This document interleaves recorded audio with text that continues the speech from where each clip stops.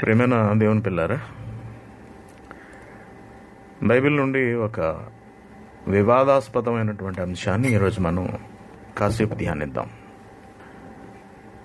దీనిని ఒక ప్రశ్నగా మన వాళ్ళు అడగడం జరిగింది. దీన్ని మాట్లాడమన్నారు కూడా. ఈ క్రమంలో బైబిల్ గ్రంథము సాక్షాత్తు దేవుడు ఆయన పిల్లలైనటువంటి మానవాళి కొరకు వ్రాయించి ఇచ్చినది.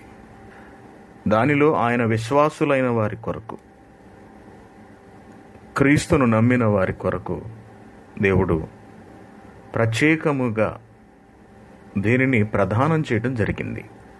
దానిని చదువుతూ అర్థం చేసుకుంటూ దగ్గర కావలసిన వాటికి దగ్గరవుతూ దూరంగా ఉండవలసిన వాటికి దూరంగా ఉంటూ తమ భక్తి జీవితాన్ని కొనసాగించవలసిన బాధ్యతను క్రైస్తవులు కలిగి ఉన్నారు. దేవుని దగ్గరకు రానివ్వకుండా దుష్టుడు అనేక ప్రలోభాలు చూపించి, ప్రలోభాలకు గురి చేసి అనేకులను నరకాగ్నికి నడిపిస్తున్నాడు అనే సంగతి మనకు తెలుసు. మరి క్రైస్తవులను వదిలేస్తాడా? ఇది ప్రశ్న. అనేకులను క్రీస్తును తెలుసుకోనివ్వకుండా, క్రీస్తు గొప్పతనాన్ని అర్థం చేసుకొనివ్వకుండా, అన్యులుగానే వారిని ఉండిపోనిస్తూ కోట్ల సంఖ్యలో వాళ్ళందరినీ నరకానికి తోసేస్తున్నటువంటి దుష్టుడు క్రైస్తవులు మాత్రం విడిచిపెడతాడా?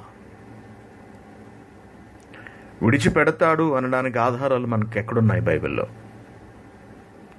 క్రైస్తవులను ఏమీ చెయ్యడు వాడు, వదిలేస్తాడు అనే భావనలు, అర్థాలు మనకు బైబిల్లో కనపడవు. కానీ క్రైస్తవులను మరింతగా ఇబ్బంది పెడతాడు అన్నది మాత్రం మనకు బైబిల్లో చాలా స్పష్టంగా కనిపిస్తూ ఉంటుంది. దేవుని సంఘము దేవుని ఇల్లు అనే విషయం మనకు తెలుసు. అది దేవుని ఆలయము అంటాడు. దేవుని సంఘమే దేవుని ఆలయము. దేవునికంటూ ప్రత్యేకంగా ఆలయం ఏది ఉండదు. గత కాలంలో ఉండేది, పాత నిబంధన వరకు, యేసుక్రీస్తు గారు వచ్చేంత వరకు. క్రీస్తు రాకతో ఆలయమునకున్నటువంటి అర్థం మారిపోయింది. సంఘమునే ఆలయముగా క్రీస్తు వర్ణించటం జరిగింది. వీడు సంఘము ద్వారా తన ఆధిపత్యాన్ని చెలాయిస్తూ ఉంటాడు. ఏ సంఘము? కుల సంఘం కాదు, క్రైస్తవ సంఘం. ఏ సంఘం అయితే వాక్యాన్ని గ్రహించి వాక్యానుసారంగా జీవించి క్రీస్తు రెండవ రాకడలో ఆయనతో కలిసి తండ్రి అయిన దేవుని దగ్గరకు వెళ్ళవలసి ఉన్నదో ఆ సంఘంలోనే వాడు తిష్ట వేసుకుని కూర్చుని క్రైస్తవ్యాన్ని నడిపిస్తూ ఉంటాడనమాట. ఇది క్రైస్తవులు గ్రహించలేని ఒక పచ్చి నిజం. మేము బాప్తిస్మం తీసుకున్నాం, క్రమం తప్పకుండా చర్చికి వెళ్ళి వస్తున్నాం, రొట్టె ద్రాక్ష రసం తీసుకుంటున్నాం, కానుకలు ఇస్తున్నాం, దశంభాగాలు ఇస్తున్నాం, మాకేం కాదు, మేము దేవుడి దగ్గరికి వెళ్ళిపోతాం మరణిస్తే అని చాలామంది క్రైస్తవులు అపార్థం చేసుకుంటున్నారు. అదే భక్తి జీవితం అనుకుంటున్నారు. కానీ కాదు. మన భక్తి జీవితం వాక్యానుసారంగా ఉండాలి. సరిగ్గా దేవుడు బైబిల్లో చెప్పినట్టుగానే కొనసాగగలగాలి మనం. అది మన వ్యక్తిగత ప్రవర్తనలో కావచ్చు, వాక్య సంబంధమైనటువంటి విషయాలలో కావచ్చు. అనగా చదివిన విన్న వాక్య ప్రకారం మనం బ్రతకడం ప్రథమమైనదైతే, ఏ ఉద్దేశాలు దేవుడు బైబిల్ ద్వారా వెలువరించాడో వాటిని సరిగ్గా అర్థం చేసుకుని ప్రవర్తించడం అనేది మరొకటి. క్రైస్తవులు భక్తులే, ప్రభువుని నమ్మారు, తండ్రి అయిన దేవుడిని నమ్ముతున్నారు, ప్రతివారం ఆరాధనకి క్రమం తప్పకుండా వెళతారు, అన్నీ బాగానే జరుగుతున్నాయి. కానీ జరుగుతున్నవన్నీ వాక్యానుసారంగానే జరుగుతున్నవా లేదా? అది కూడా ఆలోచించుకోవాలి. ప్రవర్తన సరి లేకపోవటం పాపము అన్నది ఎంత ఖచ్చితమో, వాక్యాన్ని అపార్థం చేసుకోవడం, వాక్యాన్ని సరిగా అర్థం చేసుకోకపోవడం, మనకు నచ్చినట్టుగా దాన్ని అర్థం చేసుకోవడం కూడా అంతే పాపము. మనకు తెలిసి పాపాలన్నింటిలో ఒక వ్యభిచారం ఉంటుంది, ఒక జారత్వము. ఇవి చాలా తీవ్రమైన నేరాలు దేవుని దృష్టిలో. మోసము, దగ, కుట్ర, అసూయలు, కలహాలు, విభేదాలు పుట్టించడాలు ఇవన్నీ కూడా పాపాల కిందకే వస్తాయి. శరీర కార్యములన్నీ పాపములు, హృదయ మోసములన్నీ కూడా పాపాలుగానే దేవుడు పరిగణించాడు. అయితే దేవుని ఉద్దేశాలను సరిగా అర్థం చేసుకోకపోవటం కూడా పాపానికే దారితీస్తుంది అని ఎందరికీ తెలుసు. మరి ప్రవర్తన విషయంలో ఎంతో జాగ్రత్తగా ఉంటున్నటువంటి అనేక మంది క్రైస్తవులు వాక్య విషయం దగ్గరకు వచ్చేటప్పటికీ అదే జాగ్రత్తను కలిగి ఉన్నారా లేదా అని మనం ఆలోచించవలసిన అవసరం ఉంది. దేవుని పిల్లలారా, దేవుడిని ఆరాధించే విషయంలో వాక్య ప్రకారమే జరుగుతున్నదా? దేవునికి ప్రార్థించే విషయం దగ్గరకు వచ్చేటప్పటికి వాక్యానుసారంగానే ప్రార్థిస్తున్నారా? బాప్తిస్మాల దగ్గరకు వచ్చేటప్పటికి వాక్యానుసారంగానే బాప్తిస్మాలు తీసుకుంటున్నారా? వీటన్నిటినీ కూడా మనం పరిశీలించాలి. ఏ చిన్న పొరపాటు దొర్లినా చిన్నదే కదండి అని సరిపెట్టుకోవడానికి కుదరదండి. అది విలువైన దేవుని ఆలోచనలకు భిన్నంగా ఉండేది కనుకైతే దానికి తగిన మూల్యాన్ని మనం చెల్లించక తప్పదు. దేవుడు విడిచిపెట్టడు. దేవుడు చాలా ఆలోచిస్తాడు మనల్ని వదిలేయటానికి. ఎందుకంటే మనం ఏ విషయంలో కూడా తప్పు చేయకుండా ఉండాలి అన్నది ఆయన ఆలోచన. అందుకే బైబిల్ గ్రంథాన్ని మన చేతికిచ్చాడు. బైబిల్ గ్రంథం ఎలా లిఖించబడినది అన్నది కూడా తెలియజేశాడు. దానిని చదివే విధానాన్ని కూడా దేవుడే నేర్పించాడు. చదివే విధానం, యెహోవా గ్రంథమును పరిశీలించి చదువుకొనుడి అనే మాట చాలా విశేషంగా మనకు కనిపిస్తుంది బైబిల్లో. సాధారణ క్రైస్తవులైన వాళ్ళు చర్చిలకు వెళ్ళొస్తూ తమ జీవితాన్ని ఏదో అలాగ గడిపేస్తున్న వాళ్ళు ఇంచుమించుగా అసలు ఈ వచనం బైబిల్లో ఉన్నదనే సంగతే తెలుసుకోలేరు. కానీ యెషయా గ్రంథము 34వ అధ్యాయము 16వ వచనం, యెహోవా గ్రంథము అన్నాడు. ఈ గ్రంథము, మన చేతిలో ఉన్నటువంటి ఈ గ్రంథము మనది కాదు, అది యెహోవాది. అనగా యెహోవా వ్రాయించి ఇచ్చినది. యెహోవా మన కొరకు వ్రాయించి ఇచ్చినది. యెహోవాకు సంబంధించినటువంటి విషయాలు వ్రాయబడి ఉన్నటువంటి గ్రంథం. మానవాళి ఎలా బ్రతకాలి అన్నది తండ్రి అయిన దేవుడైన యెహోవా నిర్ణయించి వ్రాయించి ఇచ్చినటువంటి గ్రంథము. తండ్రి అయిన దేవుని విషయాలను వివరించి చెప్పగలిగే గ్రంథము. ఇందులో వ్రాయబడిన ఏ ఒక్క అంశము కూడా మానవుల స్వంత ఆలోచనలు కావు.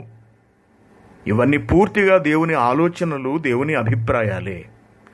ఆది కాండంలోని మొదటి వచనం నుండి ప్రకటన గ్రంథంలోని చివరి వచనం వరకు వ్రాయబడినవన్నీ కూడా సాక్షాత్తు దేవునికి సంబంధించినవి.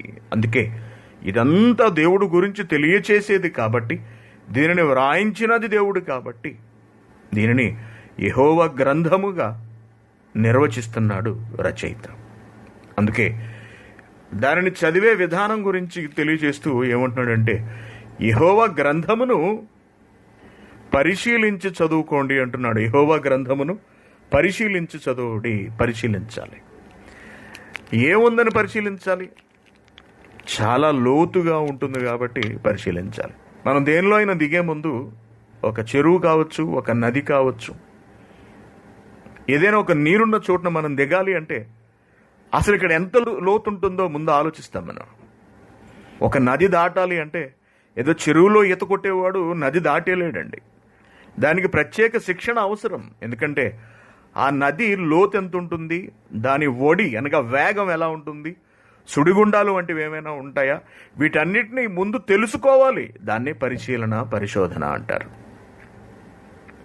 దైవ గ్రంథాన్ని చదివే ముందు లేదా దైవ గ్రంథాన్ని వివరించి చెప్పే ముందు తొలుత దానిని లోతుగా అధ్యయనం చేయాలి, పరిశీలించాలి. ఎందుకంటే బైబిల్లో ఎన్నో సంక్లిష్టమైనటువంటి సందర్భాలు ఉంటాయి, అంశాలు ఉంటాయి. వీటన్నిటినీ కూడా అవగాహన చేసుకునే ప్రయత్నం చేయాలి. ఎందుకు చెబుతున్నాడు, ఏ కాలంలో ఏది అమలు జరిగినది, చెప్పబడుతున్నటువంటి ఈ మాట ఏ జనాంగాన్ని ఉద్దేశించి చెబుతున్నది? క్రైస్తవుల గురించి చెబుతున్నాడా, యూదుల గురించి చెబుతున్నాడా, అన్యుల గురించి చెబుతున్నాడా? ఎవరితో చెబుతున్న మాట ఇది?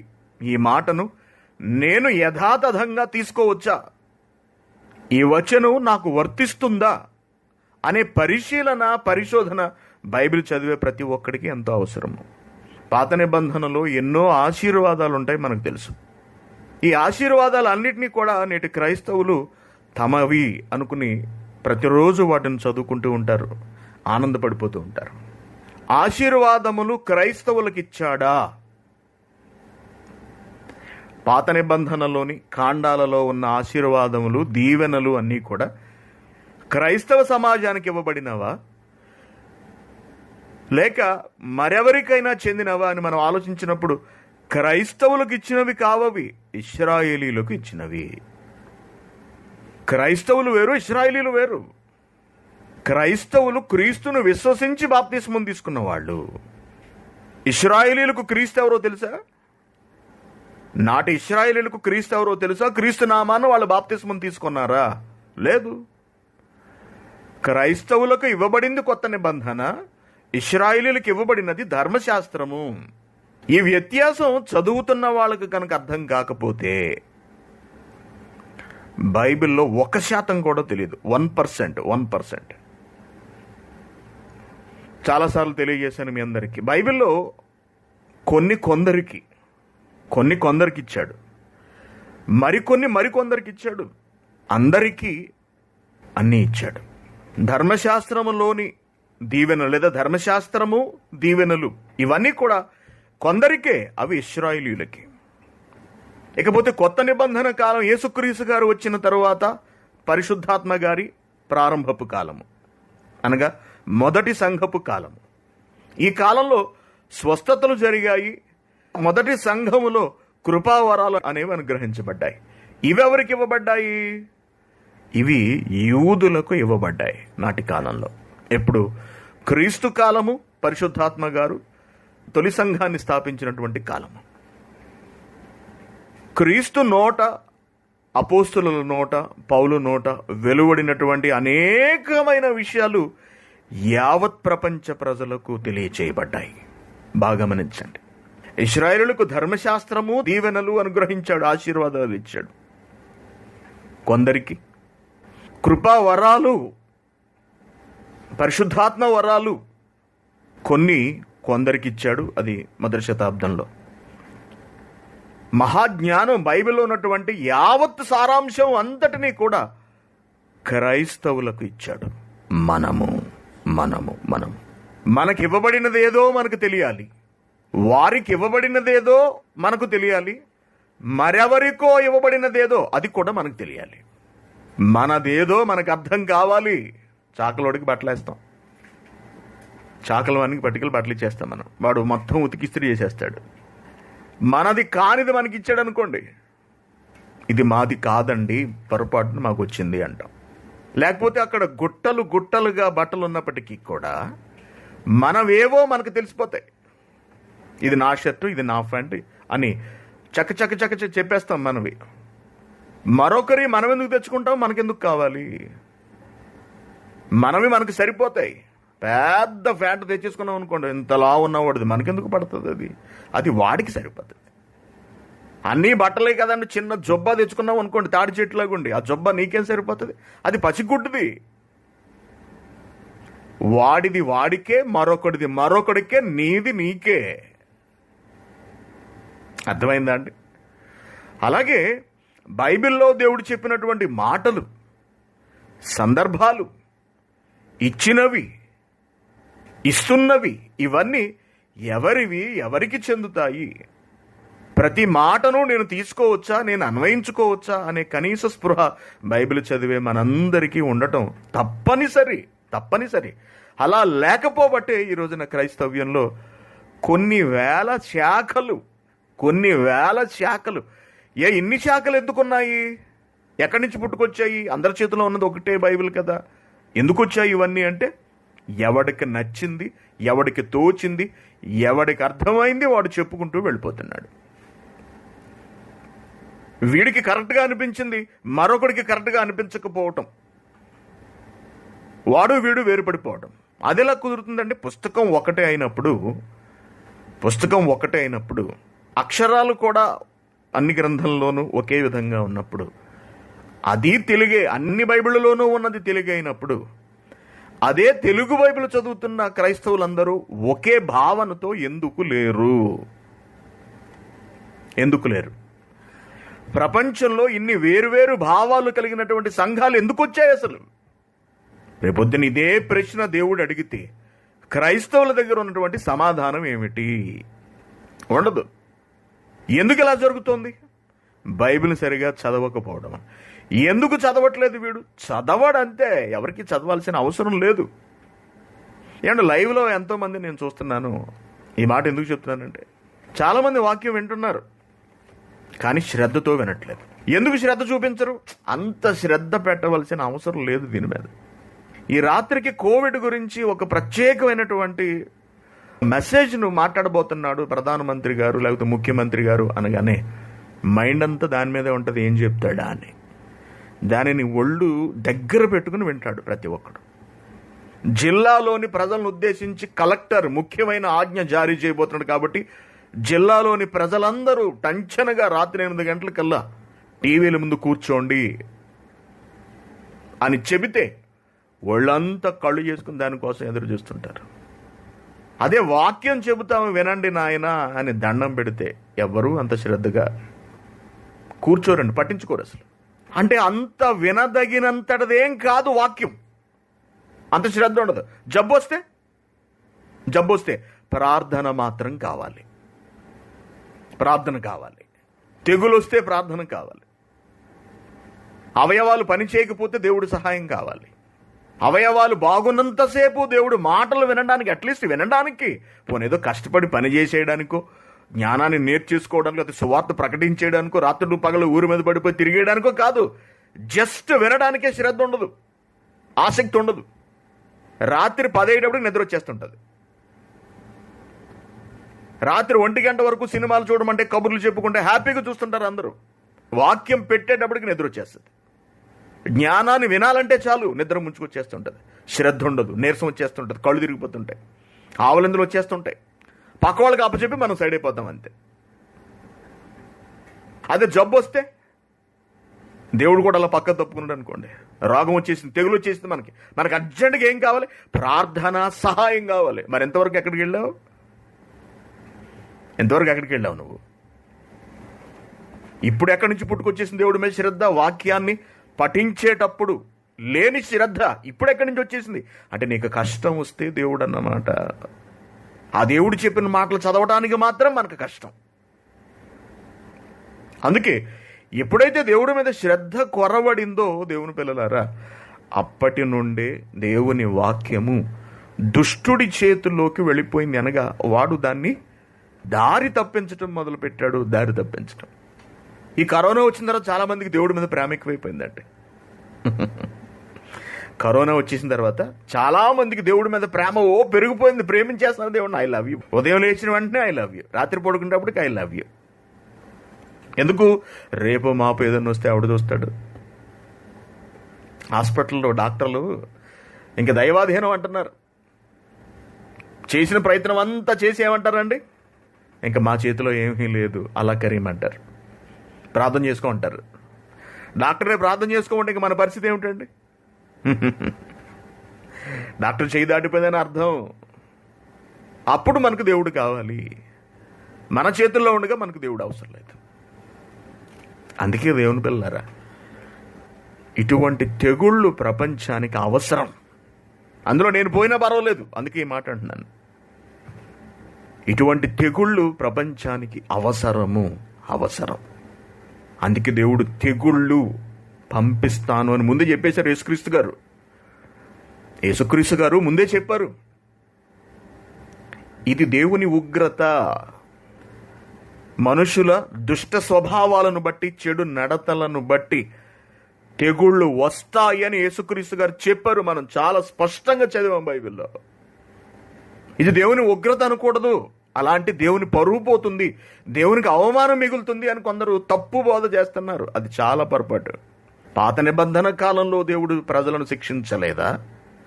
దాని వలన ప్రజలలో దేవుని పట్ల భయం కలిగిందా? దేవునికి అపకీర్తి కలిగిందా? దేవుని పట్ల భయం కలిగింది. దేవుడిని గుర్తించడం మొదలుపెట్టాడు మనిషి. దేవుడి గురించి ఆలోచించడం మొదలుపెట్టాడు.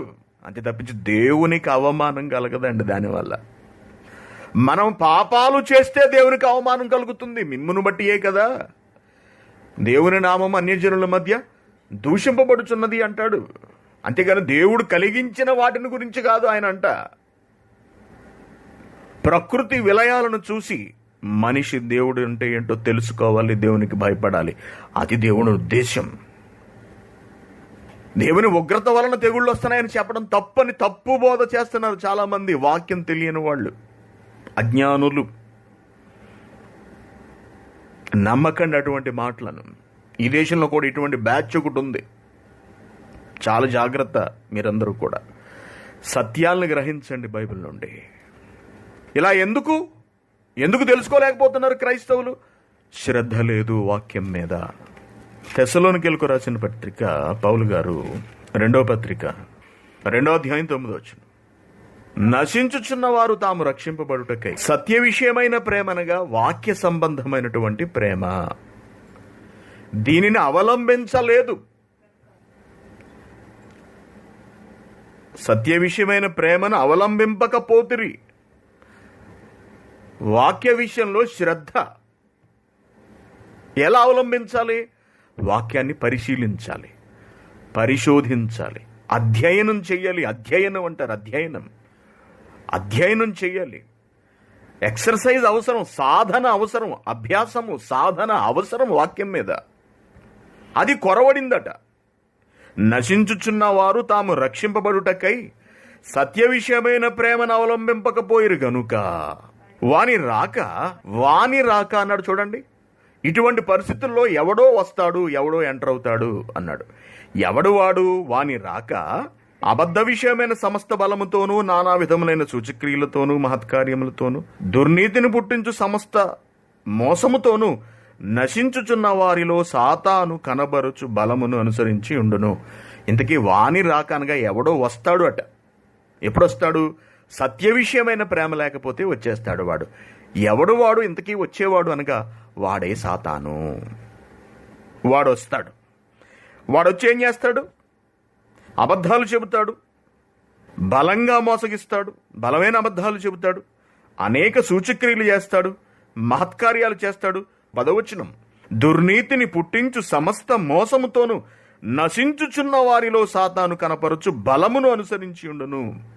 ఇందుచేత సత్యాన్ని నమ్మరు, నిజాన్ని గ్రహించరు, వాస్తవాన్ని పట్టుకోరు, సత్యమును నమ్మక దుర్నీతి యందు అభిలాష గల వారందరూ కూడా శిక్షింపబడతారు. శిక్షావిధి పొందుటకై ఏదైతే అబద్ధం ఉన్నదో ఆ అబద్ధాన్నే నమ్మునట్లు మోసము చేసే శక్తిని దేవుడు వారికి పంపుచున్నాడనగా దేవుడు చెయ్యి విడిచిపెట్టేశాడని అర్థం. ఎప్పుడు ఇదంతా ఎప్పుడు జరుగుతుందో తెలుసా అండి?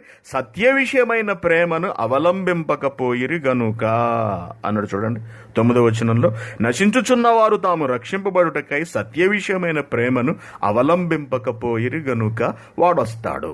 మీరు దేవుని దగ్గర పెట్టుకోలేదు కాబట్టి, బైబిల్ గురించి ఆలోచించలేదు కాబట్టి వాడొస్తాడు. వాడొచ్చి ఎక్కడుంటాడు? వాడొచ్చి ఎక్కడ కూర్చుంటాడు? వాడెక్కడ తిష్ట వేస్తాడు?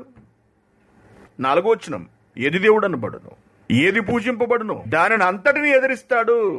వాక్యము దేవుడు అనబడాలి.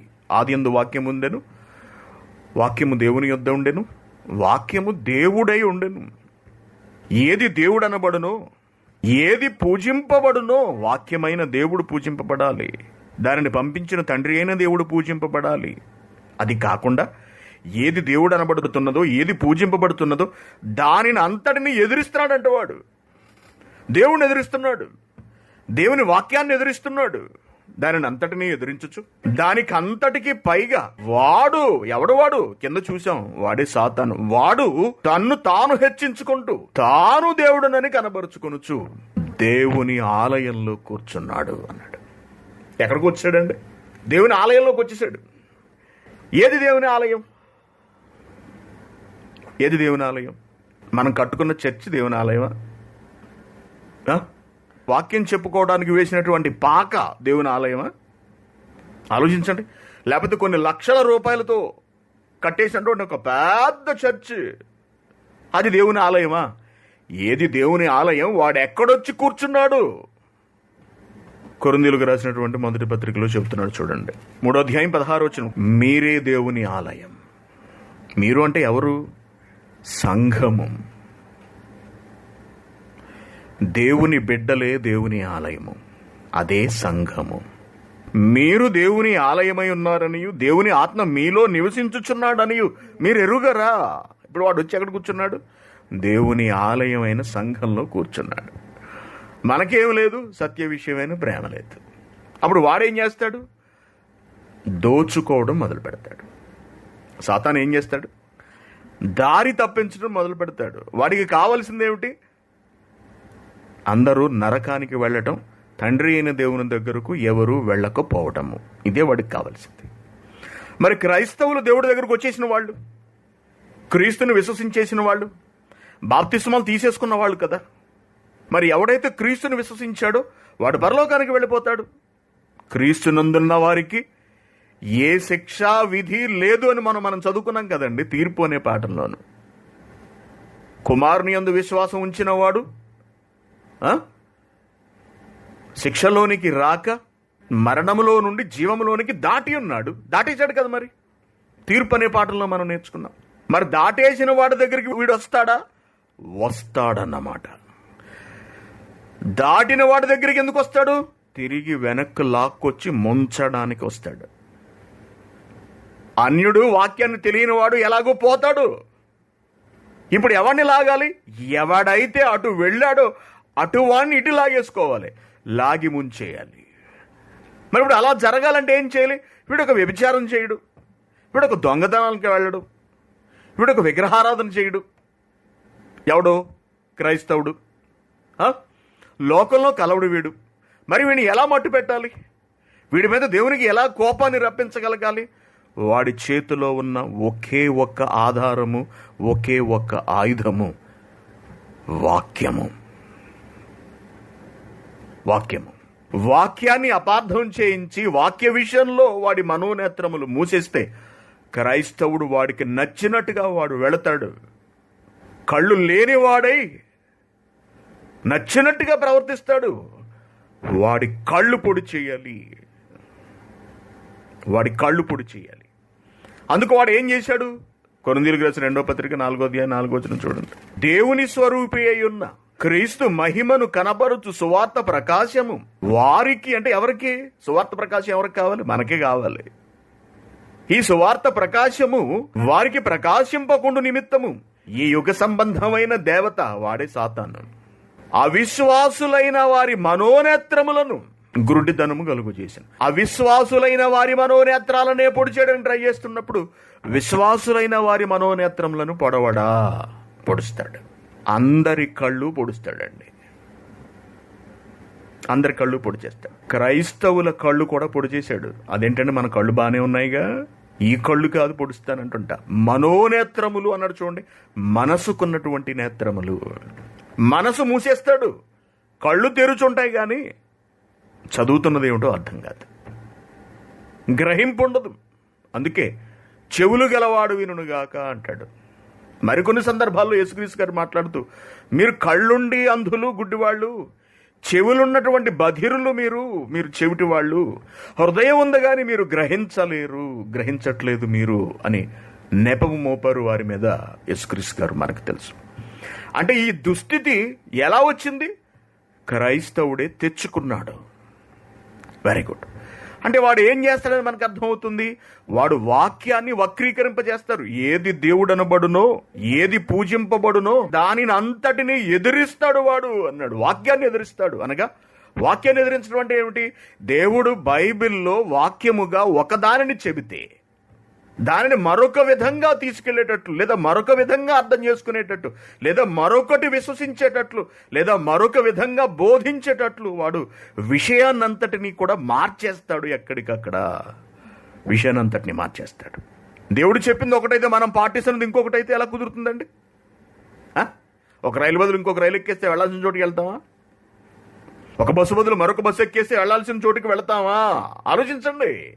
ఎవరు చెప్పినా బైబిలే కదండి, అందరి చేతిలో ఉన్నది అదే వాక్యం కదండి. బైబిల్ పట్టుకున్న వాళ్ళందరూ ఒకటే చెబుతారు కదండి, అందులో ఎక్కడ తేడాలు ఉంటాయని దయచేసి ఎవరు అనుకోకండి, దయచేసి ఎవరు అలా భావించకండి. వాడు బోధకునిలో వచ్చి కూర్చుంటాడు. ఎందుకు? ఎవరు చెబితే క్రైస్తవులు వింటారు?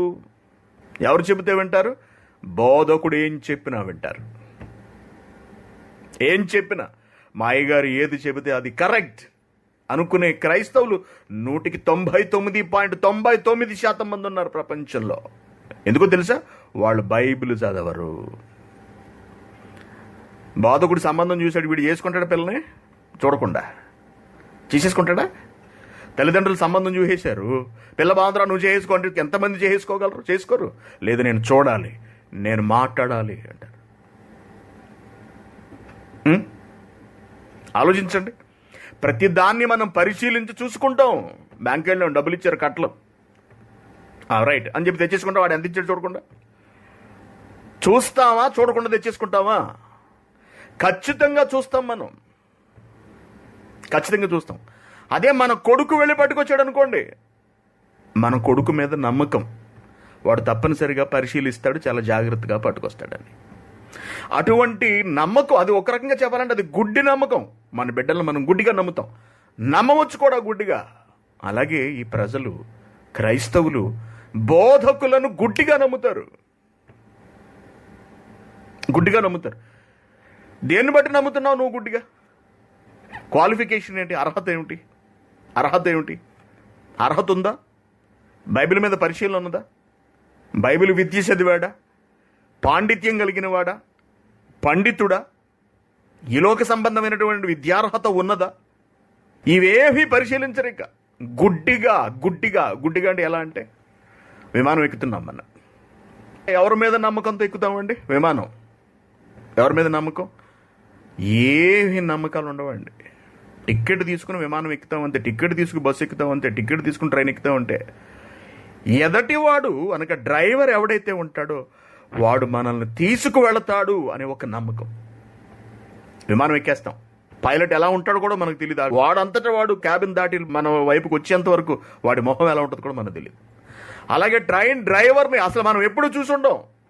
ఇంకా బస్సు డ్రైవర్నైనా బస్సు ఎక్కేటప్పుడు చూస్తామేమో తప్పించి ఎదురుగా ఉంటాడు కాబట్టి, ట్రైన్ డ్రైవర్ని అయితే అసలు చూసే అవకాశమే లేదు. కానీ నమ్ముతాం వాళ్ళు తీసుకెళ్తారు అని. ఎందుకో తెలుసా? మనం విమానాన్ని డ్రైవ్ చేయలేము, మనం బస్సును డ్రైవ్ చేయలేము, మనం ట్రైన్ను డ్రైవ్ చేయలేం. కాబట్టి గమనించండి, అది మనకు చేత కాదు. కాబట్టి మరొకరిని గుడ్డిగా నమ్మవలసిన అవసరం ఏర్పడుతుంది ఖచ్చితంగా. బైబిల్ అలా కాదండి. దీన్ని బైబిల్ విషయంలో అప్లై చేయడానికి వీలు లేదు ఎట్టి పరిస్థితుల్లోనూ. అందుకే కేవలం బోధకుడి దగ్గర మాత్రమే కాకుండా ప్రతి భక్తుడి చేతిలోకి కూడా దేవుడు బైబిల్ని పంపించాడు. ఎందుకో తెలుసా? వాడు ఏం చెబుతున్నాడో నువ్వు కూడా చూసుకోవాలి, పరిశీలించాలి, పరిశోధించాలి, అధ్యయనం చెయ్యాలి. ఎందుకంటే బోధకుడిలోని దుష్టుడు వచ్చి కూర్చుని వాడు చెప్పవలసినవన్నీ బోధకుడి నోటి ద్వారా పలికిస్తూ ఉంటాడు. ఒక వచనాన్ని మనం ఎప్పుడు చూస్తూ ఉంటామండి. తిమోతికి రాసిన మొదటి పత్రిక 4వ అధ్యాయం చూడండి, మొదటి వచనం. అయితే కడవరి దినములలో కొందరు అబద్ధికుల వేషధారణ వలన, అబద్ధికులు వేషాలు వేసుకుంటారు, మోసపరుచు ఆత్మలయందును దయ్యముల బోధయందును లక్ష్యముంచి. దయ్యముల బోధట ఏంటి? దయ్యాలు బోధిస్తాయా? దయ్యాలు కూడా బోధిస్తాయా? ఈ దయ్యముల బోధయందు లక్ష్యముంచి విశ్వాస భ్రష్టులైపోతారు. అనగా విశ్వాసులే, కానీ ఎలా అయిపోతారు? విశ్వాస భ్రష్టులు, విశ్వాసాన్ని కోల్పోతారు. వాళ్ళే అవిశ్వాసులు అన్నాడు. అవిశ్వాసులు అనగా కేవలము క్రీస్తును నమ్మని వాళ్ళు మాత్రమే కాదు, క్రీస్తును విశ్వసించి కూడా దెయ్యముల బోధ యందు లక్ష్యముంచిన వాళ్ళు. అందుకే అవిశ్వాసులైన వారి మనోనేత్రములకు గుడ్డితనము అనే పదాన్ని అక్కడ కొరింథీయుల సందర్భంలో పౌలు గారు ప్రయోగించారు. ఏంటి, దెయ్యాలు కూడా బోధిస్తాయా? ఎస్, దెయ్యాలు బోధిస్తాయి. కాదంటే బోధకుడి రూపంలో బోధిస్తాయి. ఇప్పుడు ఎవరు చెబితే వింటాం మనం? దారిపోయి దానే చెబితే వినం. మన అయ్యగారు ఏం చెప్పినా వింటాం, ఏం చెప్పినా వినేస్తామంతే. ఇంకా గుడ్డెద్దు జైలు పడినట్టు. ఏం చూసి నువ్వు నమ్ముతున్నావు? ఏం చూసి అంత దారుణంగా, అంత గుడ్డి నమ్మకం నీకు ఎక్కడి నుంచి వచ్చేసింది? పండితుడా? బైబిల్లో విద్యావేత్త, పరిజ్ఞానం కలిగిన వాడా, విషయ అవగాహన కలిగిన వాడా, సంఘాన్ని చక్కగా పరిపాలించగలిగే నాయకత్వ లక్షణాలు ఉన్నవాడా, దేవుని మనస్సును ఆకళింపు చేసుకున్నవాడా, దేవుని భావాలను ఉన్నతంగా చెప్పగలిగే సామర్థ్యం ఉన్నవాడా, ఎంతో పరిశీలించుకుని నిర్ధారించుకుంటే తప్ప ఒక విషయాన్ని సంఘానికి చెప్పనంతటి వివేచన ఉన్నవాడా, పరిపూర్ణుడా? దేన్ని బట్టి నమ్ముతున్నావు? దేన్ని బట్టి నమ్మాల్సిన అవసరం లేదు. రాత్రి నాకు దేవుడు కల్లో కనిపించి చెప్పమన్నాడు, నేను చెబుతున్నాను అంటాడు, అంతే. ఇంకా హాస్పిటల్కి వెళ్ళాం, గుండెలో నొప్పి వచ్చింది, హాస్పిటల్లో జాయిన్ చేశారు. సైకిల్ షాప్లో పనిచేస్తున్నాం మనం, సైకిల్ మెకానిక్. హాస్పిటల్కి మనతో పాటు పనిచేస్తున్న సైకిల్ మెకానిక్ పరిగెత్తుకుంటూ వచ్చాడు. వచ్చి, ఈ రాత్రికి నీకు ఆపరేషన్ అంట కదా? అవును. రాత్రి నాకు కల్లో కనపడి చెప్పాడు డాక్టర్, నన్ను ఆపరేషన్ చేయమన్నాడు అన్నాడు అనుకోండి. చేయించుకుంటామండి వాడి చేత. మనతో పాటు సైకిల్ మెకానిక్ చేత హార్ట్ ఆపరేషన్ ఎవడైనా చేయించుకోగలడా? అంతవరకు ఎందుకు ఇంజక్షన్ చేయించుకోగలరా? ఇంజక్షన్ చేయించుకోగలరా? లేదు. ఇంజక్షన్ చేయించుకోవాలంటే మనకు నర్సు రావాలి. నర్సు ఎందుకు రావాలి? ఆవిడ ఎక్స్పీరియన్స్ ఉంది దాంట్లో, ఎక్స్పర్ట్. లేదా హాస్పిటల్కి వెళతాం, అక్కడ పరికరాలు ఉన్నాయి. ఏమండి, సైకిల్ మెకానిక్ సైకిల్కి ప్యాచ్లు వేసేవాడు, దానికి కొయ్యడానికి ఓ చిన్న కత్తెర ఉంటుంది కదండి, తర్వాత టైర్ను రఫ్ చేయడానికి శాండ్ పేపర్ ఉంటుంది, అదొకటి, నెక్స్ట్ గమ్ ఒకటి అంటుకోవడానికి గమ్ము, ఇవన్నీ కూడా సంచలేసుకు వచ్చేసాడు అనుకోండి. దేనికి ఇవన్నీ అంటే ఆపరేషన్ చేయటానికి. ఇదేమో కొయ్యటానికి, దేనికేమో కుట్లు వేయటానికి, తర్వాత గమ్ అంటించడానికి, తర్వాత పైన రఫ్ చేయటానికి. అంటే ఎలా ఉంటుందండి మనకి? ఆలోచించండి దేవుని పిల్లలారు. ఏ విద్యార్హత లేని వాడి చేత మనం ఇంజక్షన్ చేయించుకోం. అసలు గుండె ఓపెన్ చేయించుకుంటే దాన్ని పక్కన పెట్టండి, మీకు అర్థం అవడం కోసం చెప్పాను అంతే. మరి ఒక లోకం నుండి మరొక లోకానికి తీసుకువెళ్ళగలిగే ఈ వాక్యాన్ని ఎవడు బడితే వాడు చెప్పేస్తే, వాడికి ఉన్నటువంటి అర్హత ఏమిటో ఆలోచించకుండా రాత్రి నాకు దేవుడు చెప్పాడు అనగానే నమ్మేసి ఈ భక్త ప్రపంచం అంతా ఎలా వారి మాట వింటున్నారు. రాత్రికి వాళ్ళకి కనపడి చెప్పిన వాడు నీకెందుకు చెప్పడు? నీకు చెప్పాలి కదా. ఇలా తయారైపోయిందండి క్రైస్తవ ప్రపంచం అంతా కూడా. వాడు యథేచ్ఛగా సంఘాలలో కూర్చున్నాడు. సంఘంలో అన్నీ ఉంటాయి, గమనించండి. సంఘంలో ఆరాధన ఉంటుంది, సంఘంలో ప్రార్థనలు ఉంటాయి, ఉపవాస ప్రార్థనలు ఉంటాయి, సంపూర్ణ రాత్రి ప్రార్థనలు ఉంటాయి, సంఘంలో కానుకలు, సంఘంలో పాటలు, సంఘంలో సాక్ష్యాలు అన్నీ ఉంటాయి. సంఘంలో ఒకే ఒక్కటి ఉండదు, అదేంటో తెలుసా? వాక్యం. అన్నీ ఉంటాయి. ఆరాధన దంచేస్తారంతే, ఎక్కడికక్కడ అదిరిపోతాయి గోళ్ళన్నీ. హల్లెలూయలు చెప్పారంటే పెంకులు లేచిపోవాల్సిందే, ఇక టాపులు లేచిపోవాల్సిందే. ప్రార్థనలు మోకాలేసి కూర్చున్నారంటే రాత్రులు ఎలా గడుస్తాయి, గంటలు గంటలు దొరికిపోతుంటాయి. అలాగా ప్రార్థనా యోధులు ప్రతి ఒక్కళ్ళు. సాక్ష్యాలు చెబితే ఎంతటి ఎలాంటి సరే కదిలిపోవలసిందే. అన్నీ ఉన్నాయి, కానీ అసలది లేదు. ఏమిటది? వాక్యము. వాక్యము. దేని మీద క్రైస్తవ జీవితం ఆధారపడి ఉన్నదో, ఏది ఈ లోకం నుండి భక్తుడిని మరొక లోకానికి చేర్చగలదో దాన్ని దుష్టుడు చాలా తెలివిగా మాయ చేసి దారి మళ్లించేశాడు. దేవుని వెళ్ళారా, ఇటువంటివి ఏది మార్పించాడు చెప్పండి అని కనుక మనం ఆలోచిస్తే ఎన్నో విషయాలండి, ఎన్నో సంగతులలో క్రైస్తవులు చాలా తేలికగా దారి తప్పి ఒక డినామినేషన్ అయిపోయారు, ఒక సంఘం అయిపోయారు, ఒక ఫెలోషిప్ అయిపోయారు. వాడు పట్టుకున్నది అదే బైబిల్, వీడు పట్టుకున్నది వాడికి తెలియదు, వీడికి తెలియదు. అలా దుష్టుడు మాయ చేసి దారి మళ్లించి ఏది ఎవరి గురించి చెప్పబడినదో, ఎవరిని ఉద్దేశించి మాట్లాడినదో, ఏ వాక్యం ఎవరికి వర్తింపచేయాలో ఆలోచించుకోలేనంతటి దయనీయ స్థితిలోనికి నెట్టేసినటువంటి ఒక సంఘటనను మనం ఆలోచిద్దాం. ఓకేనా? Very good. ఒక మంచి రెఫరెన్స్ మీకు చూపిస్తాను, చూడండి. మత్తయి సువార్త చివరి అధ్యాయం 19వ వచనం. కాబట్టి మీరు వెళ్ళి సమస్త జనులను శిష్యులనుగా చేయండి, తండ్రి యొక్కయు కుమారుని యొక్కయు పరిశుద్ధాత్మ యొక్కయు నామములోనికి వారికి బాప్తిస్మం ఇచ్చుచు నేను మీకు ఏ ఏ సంగతులను ఆజ్ఞాపించుతునో వాటి అన్నిటినీ గై కొనవలెనని వారికి బోధించండి. ఇక్కడ యేసుక్రీస్తు గారు చెబుతున్నటువంటి మాట ఏమిటంటే, మీరు సమస్త జనులను శిష్యులుగా చేయండి. అలా చేసిన తర్వాత వారికి తండ్రి యొక్కయు కుమారుని యొక్కయు పరిశుద్ధాత్మ యొక్కయు నామములోనికి బాప్తిస్మములు ఇవ్వండి అని చెప్పాడు. ఎలా ఇమ్మని చెప్పాడు బాప్తిస్మము? తండ్రి యొక్కయు కుమారుని యొక్కయు పరిశుద్ధాత్మ యొక్కయు నామమున వారికి బాప్తిస్మాలు. ఎవరికి ఇస్తున్నాడు ఈ ఆజ్ఞ? అపోస్తులకు ఇస్తున్నాడు ఆజ్ఞ. Very good. అపోస్తుల కార్యములు, ఈ మాట విన్నారు కదండి వీళ్ళు. అపోస్తులు విన్నారు, వాక్యం ప్రకటించారు. ప్రకటించినప్పుడు కొంతమంది మారు మనసు పొందారు. మారు మనసు పొందిన వాళ్ళతో పేతురు ఏం మాట్లాడుతున్నాడో చూడండి. అపోస్తుల కార్యములు 2వ అధ్యాయం 37వ వచనం నుంచి చదవండి. వారి మాట విని హృదయంలో నొచ్చుకుని, సహోదరులారా, మేము యేసుక్రీస్తు గారిని చంపేశాం, మా వల్ల తప్పు జరిగింది, ఇప్పుడు మేము ఏమి చెయ్యాలి, మేమేమి చేతుమని పేతురును కడమ అపోస్తులను అడుగగా, పేతురు, మీరు మారు మనసు పొంది పాపక్షమాపణ నిమిత్తము ప్రతివాడు యేసుక్రీస్తు నామమున బాప్తిస్మం పొందండి అన్నాడు.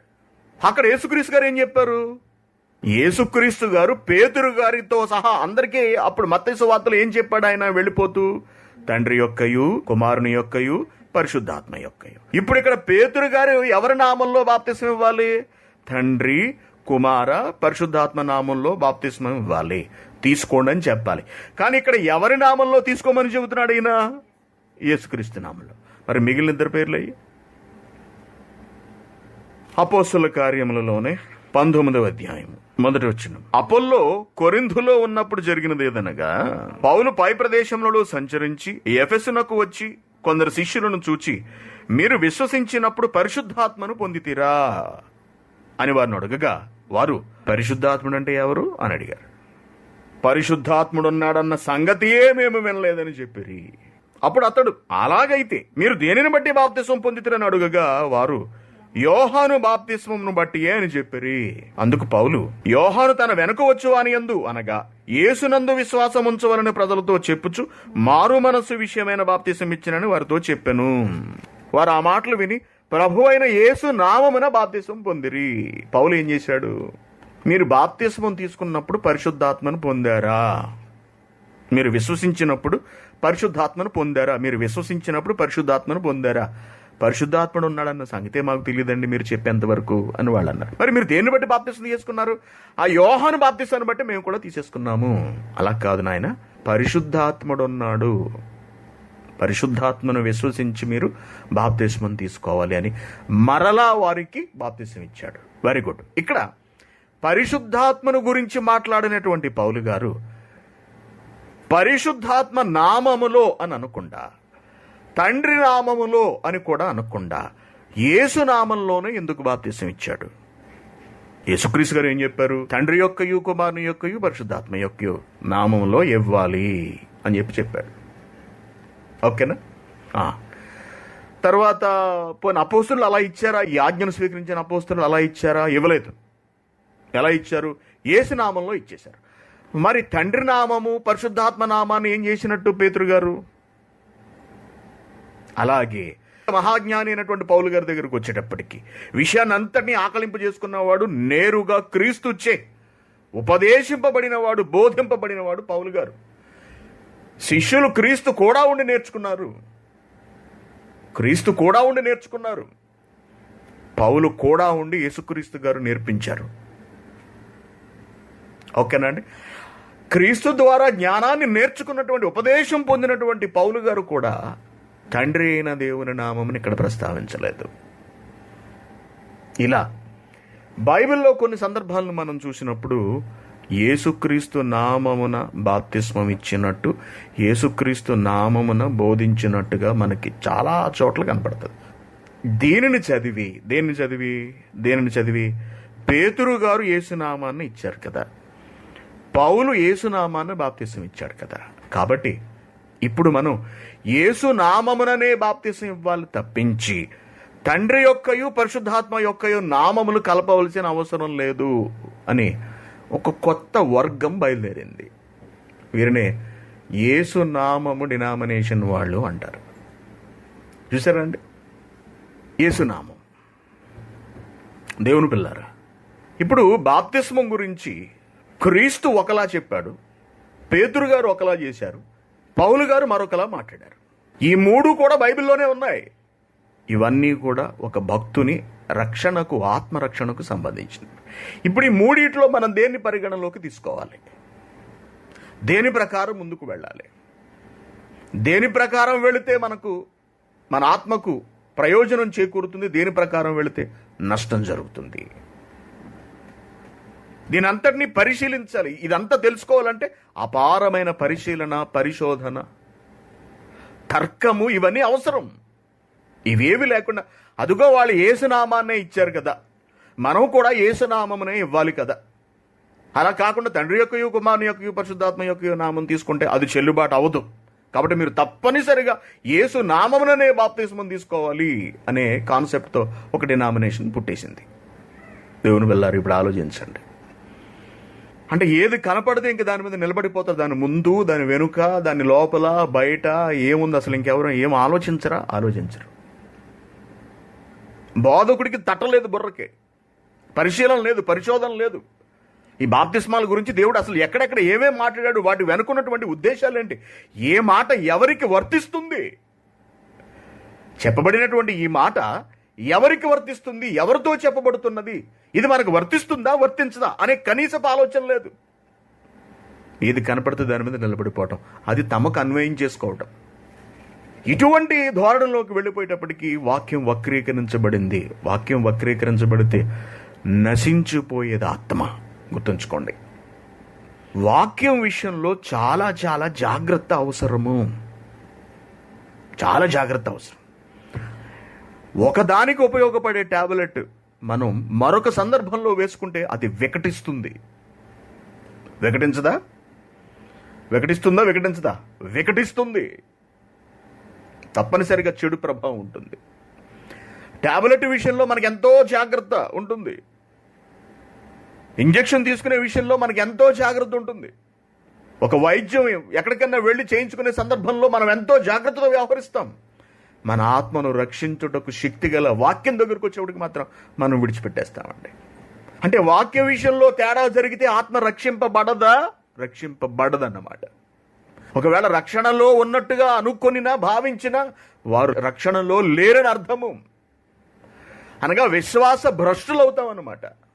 దేవుని భావన ఒకటైతే మనం మరొకటి అర్థం చేసుకుంటే, దేవుని ఆలోచన ఒకటైతే మనం మరొకటి అర్థం చేసుకుని దానిలోకి వెళ్ళిపోయి స్థిరపడిపోయి అదే నిజం అనుకుంటే తప్పనిసరిగా మనం దానికి సంబంధించిన పనిష్మెంట్, శిక్ష అనేది భరించక తప్పదు.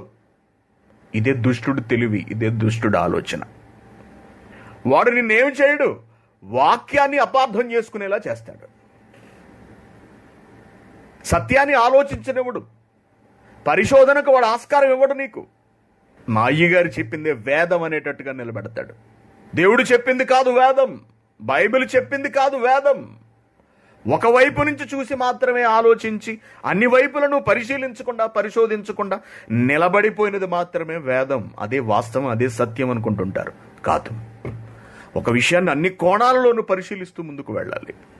దేవుని పిల్లారు, వెరీ గుడ్. అసలు ఈ మూడు సందర్భాలలో, లేకపోతే ఈ ముగ్గురు మాట్లాడినటువంటి మాటల్లో యేసుక్రీస్తు, పేతురు, యేసుక్రీస్తు గారితో ప్రత్యక్షంగా కలిసి లేని పౌలు చెప్పినటువంటి మాట, ఈ మూడు మాటల్లోనూ మనం పరిగణలోకి తీసుకుని అసలు ఎవరు చెప్పినది మనం అనుసరించాలి అన్నది మనమే నిర్ణయం తీసుకోవాలి. కాబట్టి పరిశీలిద్దాం, అసలు ఎలా తీసుకోవాలి బాప్తిసం అన్నది మనం పరిశీలిద్దాం రేపు. ఓకే, ప్రియమైన దేవుని పిల్లారా, చాలా ముఖ్యమైనటువంటి పాఠము, అంశం. మన ఆత్మలు ఎంత తేలికగా దారి మళ్ళీపోతున్నావో మీరు ఒకసారి ఆలోచిస్తారు. ఈ పాఠం అంతా పూర్తయ్యేటప్పటికి మీకు అర్థమవుతుంది మనం ఎంత తేలిగ్గా ఎటుపడితే తిరిగిపోతున్నాం. సత్యం మీద మనం ఎందుకు నిలబడి ఉండలేకపోతున్నాం, ఎందుకు మనం పరిశీలించలేకపోతున్నాం, పరిశోధన ఎందుకు కొరవడుతోంది. ఏమండి, ఒక తెగులు వచ్చిందండి, ఒక తెగులు వచ్చింది ప్రపంచం మీదకి, వదిలాడు దేవుడు. దాని పేరే కరోనా. ఏమండి, ఎన్ని దేశాలలో ఎంతమంది పరిశోధనలు ఆలోచించండి, ఎన్ని ల్యాబొరేటరీస్ వర్క్ చేస్తున్నాయి, ఎంతమంది శాస్త్రవేత్తలు వర్క్ చేస్తున్నారు, ప్రభుత్వాలు ఎంతెంత ఖర్చు పెడుతున్నాయి మనం చూస్తున్నాం.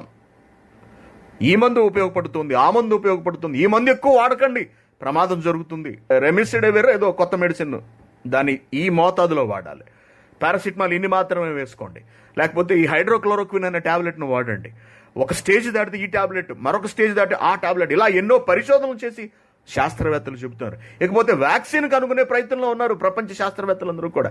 ఇంచుమించు ప్రతి దేశము దీని మీద కూర్చుంది. శరీరం నశించిపోతుంది, చస్తుంది అనే భయం కలిగేటప్పటికీ మనిషి ఎంత జాగ్రత్త పడిపోతున్నాడే, ఎంత దృష్టి పెట్టేస్తున్నాడే ఔషధం మీద, ఔషధం కొరకు. దేవుని పిల్లలారా, శరీరాన్ని రక్షించే ఔషధం కొరకు ఎంత తాపత్రయం ఉంది. ఆత్మలను రక్షించుటకు శక్తిగల వాక్యం మీద ఏది పరిశీలన, ఏది పరిశోధన, ఏది పట్టుదల? ఒకవేళ వ్యాక్సిన్ వచ్చినా ఎంతకాలం బతికేస్తాం? అశాశ్వతమైనది శరీరం అయితే శాశ్వతమైనది ఆత్మ. మరణము కలిగినది దేహము, మరణము లేనిది ఆత్మ. శరీర సంబంధ విషయాలపై ఎంత శ్రద్ధ ఉంటే ఆత్మ సంబంధ విషయాలపై ఇంకా అసలు ఎంత శ్రద్ధ ఉండాలి? 70-80 ఏళ్ళు బ్రతికే ఈ శరీరం కొరకే ఇంత ప్రాకులాటు ఉంటే అసలు మరణమే లేని ఆత్మ కొరకు ఇంకెంత ప్రాకులాటు ఉండాలి? అది కొరవడింది కాబట్టే ఈ రోజున క్రైస్తవ్యం ఇలా అయిపోయిందండి. క్రైస్తవ్యం ఇలా అయిపోయింది. దేవుని పిల్లలు, అందుకే ఒక సిస్టమ్ కావాలి, ఒక క్రమము కావాలి, ఒక ఖచ్చితమైన సమాచారం కావాలి. దాని కొరకు గ్రంథాన్ని పరిశీలించాలి, పరిశోధించాలి. అందుకే వాక్యమును పరిశీలించాలి, పరిశోధించుడి అనే మాటను వెలుగులోనికి తీసుకువచ్చి ప్రపంచానికి పరిచయం చేసిన మొట్టమొదటి వ్యక్తి జయశాలి పీడి సుందర్రావు గారు. అంతవరకు ప్రపంచానికి వాక్యాన్ని పరిశీలించాలన్న సంగతి తెలియదు అసలు. ఉజ్జీవ మహాసభలు, స్వస్థత సభలు, పండుగలు, ఏదో స్వస్థత పండుగలు, రకరకాల పేర్లు, లేఖనాల పరిశోధన సదస్సులు అసలు మనకి ఎక్కడన్నా కనపడతాయండి? ఒక్క Bible open university India international తప్ప, మన ఆత్మీయ తండ్రి గారు వాక్యాన్ని పఠించి సమాజానికి నేర్పించడం మొదలుపెట్టిన తరువాత తప్ప. ఏమండి, కువైట్లో లేఖనాల పరిశోధన సదస్సును మనం పెట్టక ముందు మీరు ఎక్కడైనా చూశారా? ఎక్కడైనా కువైట్లో లేదండి. దానిలో మొట్టమొదటి లేఖనాల పరిశోధన సదస్సులో మొదటి పాఠంగా మనం బైబిల్ అనగానేమి, దానిని ఎలా చదవాలి అని పెట్టినప్పుడు చాలామంది పెద్ద పెద్ద సంఘాలకు చెందిన వాళ్ళు, లేకపోతే చాలామంది ముదురు క్రిస్టియన్స్ ఉంటారు కదండి, ఏంటి బైబిల్ ఎలా చదవాలని ఇప్పుడు పెట్టారేంటి మీరు? బైబిల్ అనగానేమి దాన్ని ఎలా చదవాలని ఇప్పుడు పెట్టారేంటి అన్నారంట. అంటే మేము ఎప్పుడో క్రైస్తవులం, మేము ఎప్పటి నుంచో బైబిల్ చదువుతున్నాం, ఇప్పుడు బైబిల్ అంటే ఏమిటని పెట్టారేంటి? ఇప్పుడు పరిశోధన అంటే ఏమిటని పెట్టారేంటి? దాన్ని ఎలా చదవాలని అదేం టైటిల్ అంటున్నారంట. అంటే మేము బాగా చదివేశాం, మేము బాగా పండితులు ముదిరిపోయాం అనుకున్నారు. లేఖనాల పరిశోధన సదస్సులు, మాట్లాడినటువంటి ప్రసంగాలు ఈ దేశంలోకి బయలు వెళ్ళిన తర్వాత అర్థమైందండి అసలు మనం ఎందుకు ఈ సెమినార్లు పెడుతున్నాము. అప్పటి నుంచి ఎంతోమంది, ఎన్నో సంఘాలకు చెందిన వాళ్ళు గుట్టు చప్పుడు కాకుండా సెమినార్కి వచ్చి కూర్చుని నెమ్మదిగా ఎవరి కంటా పడకుండా వెళ్ళిపోతుంటారు, వాక్యాన్ని విని అర్థం చేసుకోవడానికి. కాబట్టి పరిశోధన అవసరం. కరోనా మీద మాత్రమే కాదు, నీకు ప్రాణం మీదకి వచ్చిందని ఇప్పుడు పరిశోధనలు ఎక్కువైపోయాయి కరోనా గురించి. నీ ఆత్మ ప్రమాదంలో పడుతుంది కదా, దాని మీద ఏది పరిశోధన? ఆత్మలను రక్షించుటకు శక్తి కలిగినది వాక్యం. ఈ వాక్య విషయంలో ఎంతో జాగ్రత్త అవసరం. దేవుని పిల్లలారా, ట్రీట్మెంట్ ఇస్తారు, మనకు తెలుసు కదండి. ట్రీట్మెంట్, క్యాన్సర్కి ట్రీట్మెంట్ ఇస్తారు, రేడియేషన్ థెరపీ, కంటికి కనపడినటువంటి సూక్ష్మమైన కిరణాలు శరీరం లోపలికి వెళ్ళి ఎక్కడ పుండుంటే ఈ క్యాన్సర్ కణాలుంటే వాటన్నిటినీ కూడా కాల్చేస్తూ ఉంటాయి. సూక్ష్మమైన కణాలు కంటికి కనపడవయి. దానివల్ల జుట్టు ఊడిపోతుంది, మనుషులు శుష్కించిపోతారు, సన్నగా అయిపోతారు. ఆ పై చర్మం అంతా కాలిపోయినట్టు అయిపోతుందండి, ఎక్కడికక్కడ కాలిపోయినట్టు అయిపోతుంది. రోగం వదిలించుకోవడానికి ఎంత తాపత్రయపడుతున్నాడు కదా మనిషి. శరీరాన్ని కాపాడుకోవడానికి, ఆత్మను కాపాడుకోవడానికి ఏదండి శ్రద్ధ? దేవుని పిల్లలారా, ప్రపంచ ప్రజల ఆత్మలను కాపాడడానికి దేవునిచే ఏర్పాటు చేయబడిందే Bible open university India international Christ church Kuwait. గుర్తుంచుకోండి, ప్రజల ఆత్మలను రక్షించడానికి క్రైస్ట్ చర్చ్ కువైట్. అందుకే ఆత్మలను రక్షించు వాక్యం చెబుతా ఉంటాం. ఎలా రక్షించుకోవాలో, ఎలా కాపాడుకోవాలో మన ఆత్మను రేపు మరిన్ని సంగతులు మనం పరిశీలిద్దాం. ఓకే, బైబిల్ పట్ల శ్రద్ధ కలిగి ఉండండి. అందరూ వాక్యం పట్ల శ్రద్ధ కలిగి ఉండండి. వినే గంటసేపు అయినా సరే ఒళ్ళు దగ్గర పెట్టుకుని, అంటే నన్ను అందుకే మన ఒళ్ళు దగ్గర ఉండనివ్వదండి. దానికి నిద్ర వచ్చేస్తుంటుంది, దానికి సుఖం కావాలి, దానికి టీవీలు కావాలి, దానికి మొబైళ్ళు కావాలి. మన ఒళ్ళు మన దగ్గర ఉండనివ్వడండి దుష్టుడు వీడు. కాబట్టి మనం మన కంటిని, మన